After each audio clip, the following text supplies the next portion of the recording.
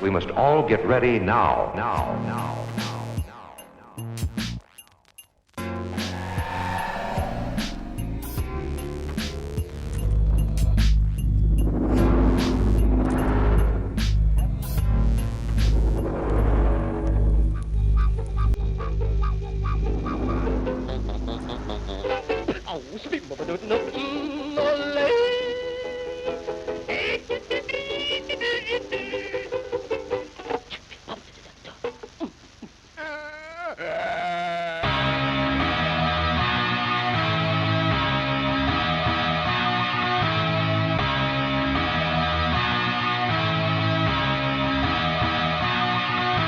Animation has many forefathers responsible for innovations that shape the art form, whether that be through style, technology, storytelling, or subject matter. And of all the studios that sprouted during the Golden Age, Fleischer Studios was certainly one of the best. A true marvel of the Golden Age, and the only true animation studio to rival Walt Disney's in both character popularity and technological advancement.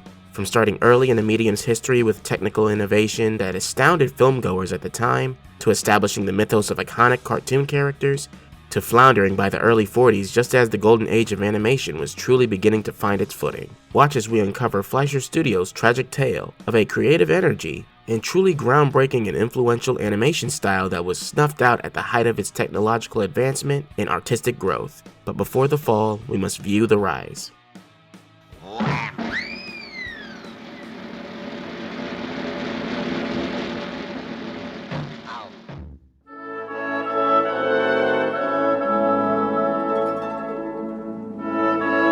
During the early stages of the art form, over 100 years ago, in the 1910s, the masterful works of Winsor McCay revealed to many artists across the country the true potential of the medium, and within a few short years, animated cartoons would become a common aspect of the film-going experience. Early animated films would feature characters like Colonel He's a Liar, Bobby Bumps, and Farmer Alfalfa. But the quality of animation in these films was not even remotely close to McCay's. The movement is jerky and static, and lacked the burst of imagination that McCay's films had. Enter Max Fleischer, an artist and inventor who, heavily influenced by the works of Winsor McCay, set out to create animated shorts of his own. The long, arduous process of animation was made slightly easier with Max's invention of the rotoscope, a device which allows an animator to trace the actions of a person on film, resulting in incredibly lifelike and fluid animation. The early Fleischer films starred an animated clown, who Max's brother Dave performed the movement for. The Fleischers would get their animated clown series picked up by prominent animation film distributor Bray Productions in 1918, and continued to work under Bray until 1921. During these years, the rotoscope was used heavily to achieve the character's movement. In addition to running the business, Max would star in the films as a hapless animator stuck dealing with the clown's chicanery. He would jump off the drawing board and wreak havoc in the office, and occasionally the world. The Inkwell series is a touchstone in animation history for not just the rotoscoped animation, but the integration of animated characters in a live-action setting. The Fleischers incorporated paper animation, animating photographs, and stop motion into their films, which made many of the Out of the Inkwell shorts technical marvels of the time. Out of the Inkwell was animated on paper, which allowed for a pretty distinct look. You can actually see tears in the backgrounds occasionally in the films. After leaving Bray, the Fleischers would expand their animation staff, namely Dick Humor, yes that's his name, who redesigned the clown and named him Koko. He would also introduce Koko's sidekick, Fitz the dog. With the addition of Humor, Roland Crandall, and Burt Gillett over the next few years, the style of the cartoons would evolve. The use of the rotoscoped animation would phase out in favor of a more caricatured and lively style of animation. The films got funnier as a result. The standout example of this being Koko's Earth Control, a classic cartoon of the silent era, chock full of visual creativity and hilarious animation. By the end of the series' 11-year run, the brothers produced 62 Out of the Inkwell cartoons and 56 Inkwell Imps. After garnering success from their Out of the Inkwell series, the Fleischers would continue to innovate in a separate series called Koko's Song Cartoons, later retitled Screen Songs. The bouncing ball that's used in every sing-along video to this day originated from this series. The series is also notable for releasing one of the first animated cartoons with sound and lip-syncing in 1926, 2 years before Steamboat Willie, My Old Kentucky Home was released, in which a dog character would play the trumpet and speak to the audience.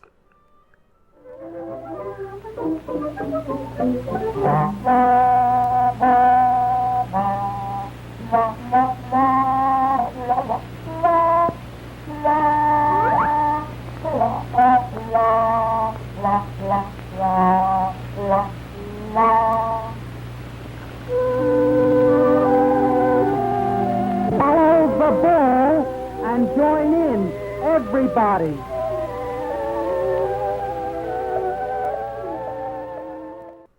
This shit is kinda creepy, but an innovation nonetheless. Fleischer's cartoons, while popular, never reached the heights of its contemporary, Felix the Cat. It would eventually be eclipsed even further by Mickey Mouse. Disney's success over the 30s would become an increasingly vexing thorn in the Fleischer's side. Disney's technical innovation would frequently eclipse that of the Fleischer Brothers, and his films were just more popular. Disney also had a habit of poaching valued animators from other studios, including Fleischer's.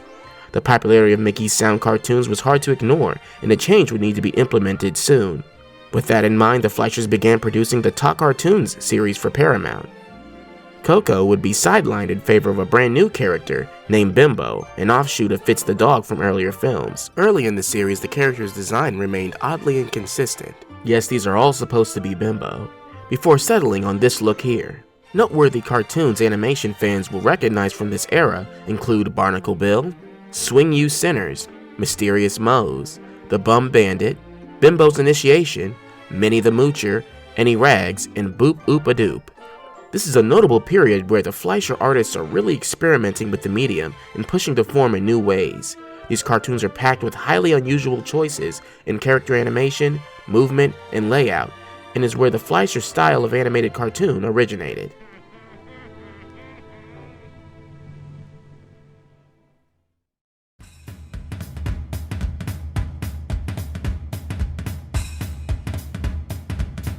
The Talkartoons series is most notable for introducing Betty Boop, who would debut in Dizzy Dishes. Originally drawn by Grim Natwick, Betty had originally started out as a dog caricature of popular musical artist Helen Kane, note the ears, providing the love interest role for Bimbo.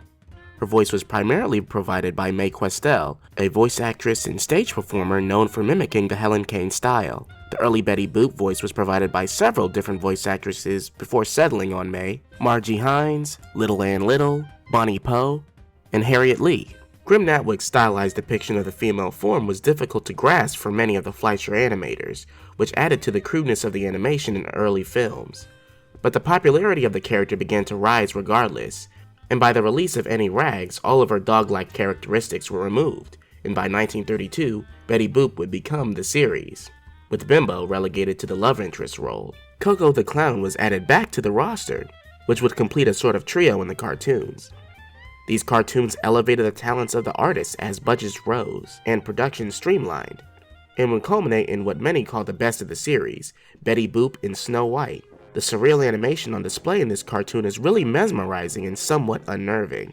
The cartoon also displayed the talents of Calloway, a jazz musician straight out of Harlem, who was rotoscoped for Koko's performance of St. James Infirmary. Calloway had previously performed in Minnie the Moocher, singing the titular song, and would later perform once again in The Old Man of the Mountain, which all read as early music videos. Calloway isn't the only musician that would appear in the Betty Boop series, though. Famed musician Louis Armstrong would also make an appearance in I'll Be Glad When You're Dead, You Rascal You, but for some reason I have a feeling it will continue to be less remembered than Calloway's. A notable aspect of these cartoons you've probably noticed is the emphasis on adult humor and sexual innuendo. These storylines included scenarios of partial nudity, sexual assault, and general leering from male characters.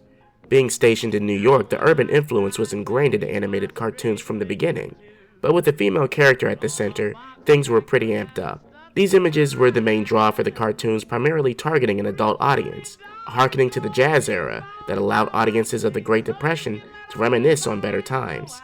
Betty was a lively animated character, a free spirit, dancing the cares and woes of the theater patrons away. However, this would change once the Hays Code was initiated.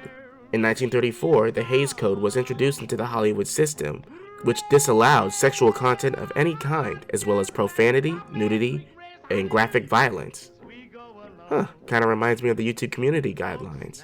The Fleischers would respond by completely overhauling Betty's cartoons. Her design would change to look less curvaceous and more conservatively dressed. Bimbo would be removed entirely to stay in accordance with the Hays Code's stance on bestiality, appearing last in I Heard. Even Koko, for some reason, after briefly being introduced into the cartoons, would be retired indefinitely after Ha Ha, which is a very amusing tribute to the classic Out of the Inkwell shorts of the previous decade, ending rather similarly to an earlier Out of the Inkwell cartoon called The Cure. Honestly, I think the cartoons could have worked well with the two as the leads, but I guess I kinda just like clowns. They both would be replaced with Fearless Fred, a more straight-laced and respectable character, but there's no secret, he's pretty dull in comparison. The series would continue to soften over the years, introducing characters like Pudgy and Grampy, who would become the focus of the cartoons. So the Hays Code ruined Fleischer's breakout star, but they were not deterred because in 1933 the Fleischers introduced their most popular character, Popeye the Sailor.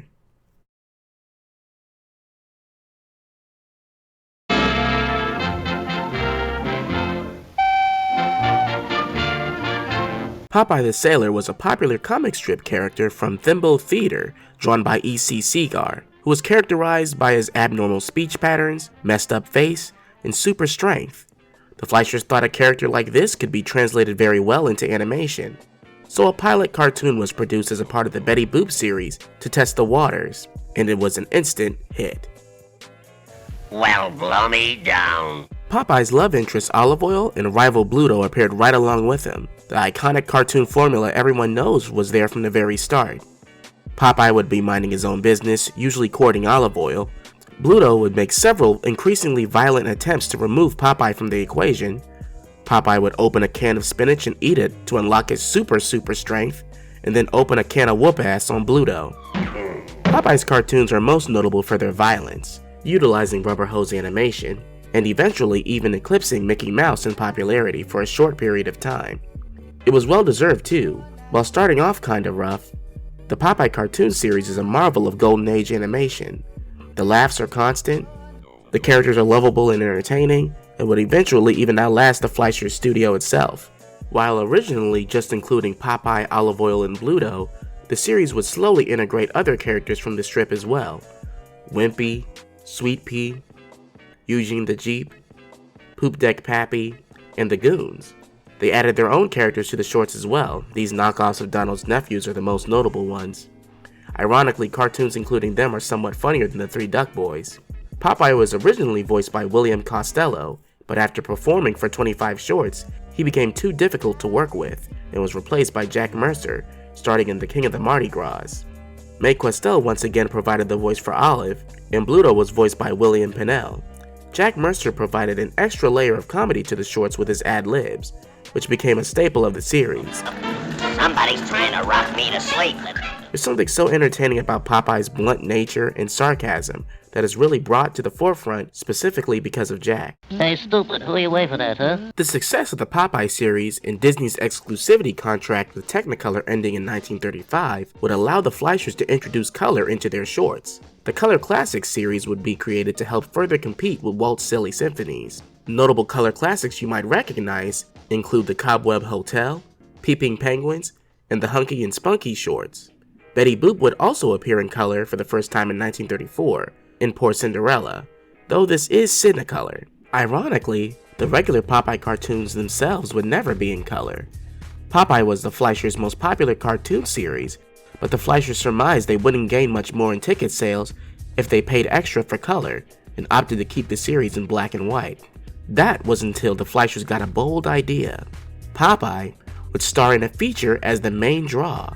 This Popeye cartoon would be produced in color and utilize an interesting technique developed by the Fleischers in which painted cells were photographed over 3D models, creating an effect that brings the surroundings of the characters to life. This technique was introduced in For Better or For Worser, but is masterfully used in Popeye Meets Sinbad, the Sailor, which became a huge success. So much so, the Fleischers would create 2 more follow-up features starring Popeye. Popeye Meets Alibaba's 40 Thieves, and Popeye and Aladdin and His Wonderful Lamp. If there's a word to describe these lavishly colored cartoon marvels, it'd be epic. Specifically the first one, This is an animated adventure film if I've ever seen one. The Monster Island here is so creative, and you can see the influence this film had from Ray Harryhausen's own Sinbad feature to freaking Cuphead. Popeye's success finally allowed the Fleischers to really challenge Disney. Disney's Silly Symphony series dominated the Academy Awards during the 30s, and Popeye Meets Sinbad the Sailor became the first Fleischer cartoon to be nominated. Popeye's longer cartoons would be billed as standalone features a year before Snow White was released. But Disney still managed to become the victor. Country Cousin took home the Oscar that year, and with the success of Snow White, it became clear more needed to be done to compete. The Fleischers began to consider producing a full-length animated feature. But trouble was brewing at the studio that could no longer be ignored. You and I should go on strike! You can stick it. I'm on strike. We're on strike! On strike! We're going on strike! To organize animation houses for better pay and work conditions, the Commercial Artists and Designers Union began to initiate strikes at studios that refused to recognize union agreements. In 1937, after 15 Fleischer artists were fired for complaining, they immediately went on strike. Fleischer Studios was the first animation studio to have its animators go on strike, and of course it was a major strain on Max and Dave. But after 5 months, they were forced to sign by Paramount. With all the success this studio had achieved, it's important to remember that though the Fleischers were immensely talented, the studio at its maximum capacity likely employed over 700 employees, all talented artists, engineers, or animators. Aforementioned artists like Dick Huemer, Grim Natwick, Roland Crandall, and Bert Gillett were instrumental in creating the Fleischer style and introducing Betty Boop. But there's also Willard Bowski, Seymour Needle, R. Tominski, Al Euster, and Seamus Culhane. These animators practically directed and animated the best of the Betty Boop and Popeye cartoons. I think it's important to note that most of the strikers were not directors or head animators, but all artists are important in a collaborative effort like a motion picture. It is important that they be treated fairly and compensated properly. Max in response moved his studio to Florida in 1938, an anti-union state. But in order to lure many artists with them to the Florida location, the Fleischers would end up paying the animators significantly more than they were paid in New York. For now, the Fleischers would be the highest paying animation studio in the country. Towards the end of the 30s, the Fleischers began work on a feature-length animated picture based on the literary classic Gulliver's Travels. Originally geared to star Popeye the Sailor, the Fleischers opted to use the rotoscope, which results in an ultra-realistic Gulliver. The rotoscoping here looks a little strange and jarring next to the animated cartoon characters of Lilliput, but one would argue that is the point. Gulliver is a real person surrounded by all these borderline fairy tale characters.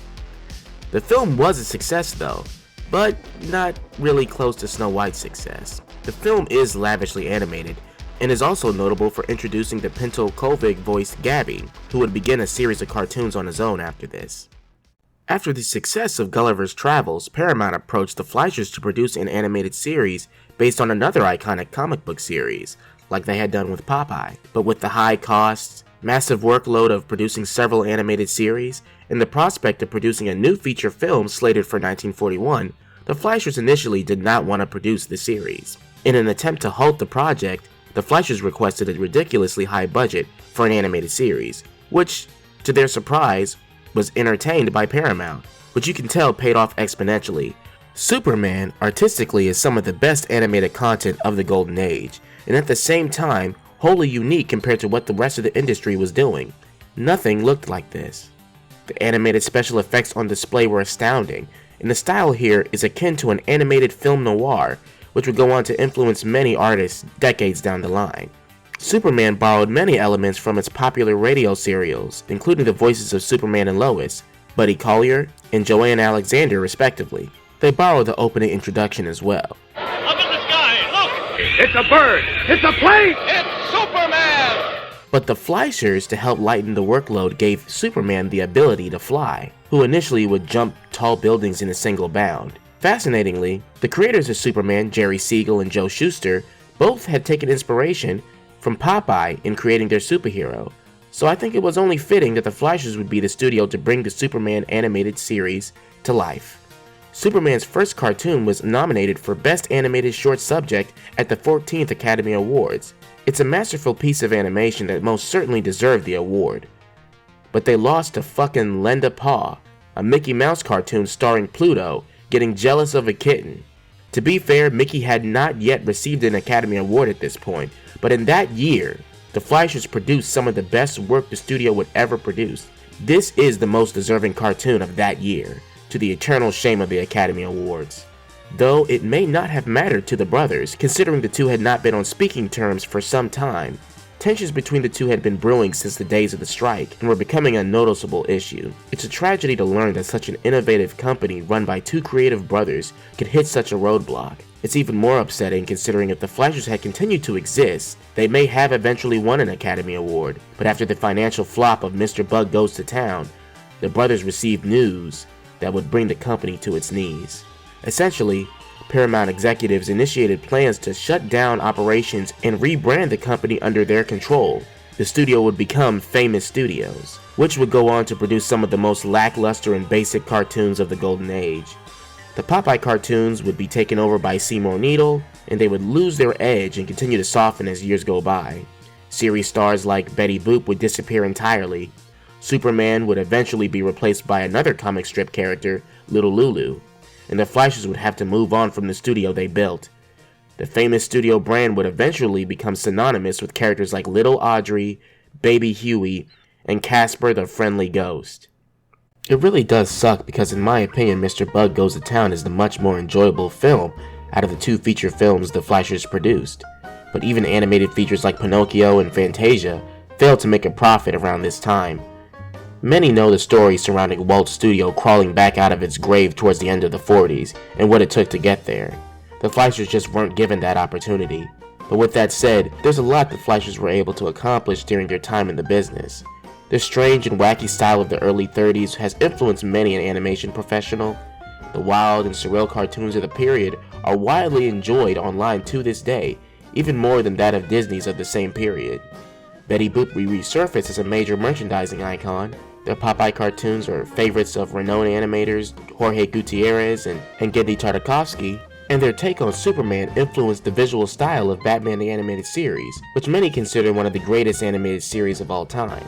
They may not have lasted the full golden age, but the artistic influence of the Fleischer Brothers studio is ingrained in the mediums of film and animation. So much so that if you look hard enough you can truly find it anywhere. You'd be surprised how important that studio really was.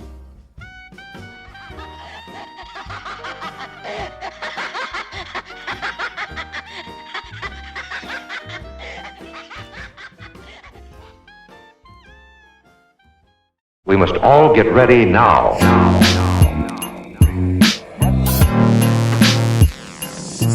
Facility of plastic front in the master bedroom.